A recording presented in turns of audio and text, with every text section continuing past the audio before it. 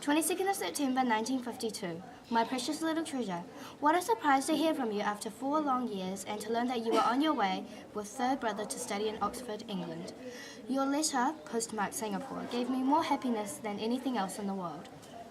The only thing better would be a personal visit from you. Thank you for thinking of me on your long ocean voyage. What an adventure for the two of you. Here in Shanghai, I share your father's big house on adventure Joffre with Miss Chen and 2 maids. I am tired of this evening after my usual long day's work at the Women Bank. However, I have so much in my heart to say to you that I must write to you tonight. I must confess that I have been much worried about you since we have been apart. Before he passed away in March this year, Ye used to write and give me news of you.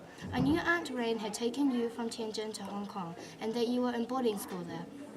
In his last letter to me, Ye was gravely concerned about your future. That is why it is such a pleasant surprise to learn that your father has agreed to send you to further studies in England. Tonight I miss Ye more than ever, and that is another reason why I am writing. Someday you will be my age and may wish to speak to me, but I may no longer be around. Keep in mind always, no matter what, that you are worthwhile and very important to me, wherever I may be.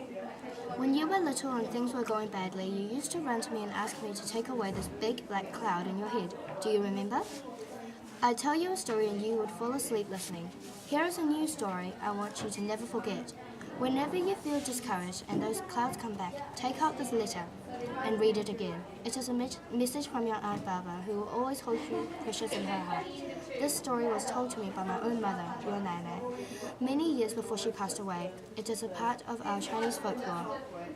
Once upon a time, there was a little girl called Ye Xian who lived during the Tang Dynasty in China. Her father had 2 wives and 2 daughters, one by each wife. Ye Xian's mother died, followed by her father. Her stepmother maltreated her, showing preference for her own daughter. Ye Xian was a talented potter and spent her time at the wheel perfecting her skill. People came from far and wide to purchase her pots. Her only friend was a goldfish, which she loved. Her stepmother became jealous, caught the fish and ate it, hiding the fish bones under a pile of manure. Ye Xian found the bones and hid them in her room. The presence of the fish bones gave off magical rays which imparted a special sheen to her pots. A great festival was being held, but Ye Xian was forbidden by her stepmother to attend. After her stepmother and sister left, Ye Xian dressed herself in a beautiful cloak of kingfisher feathers and a pair of gold shoes, which were light and elegant. At the festival, she spoke briefly to the local warlord, who was much struck by her beauty.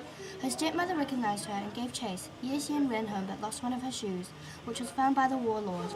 He ordered all the girls in his kingdom to try it on, but it was too small.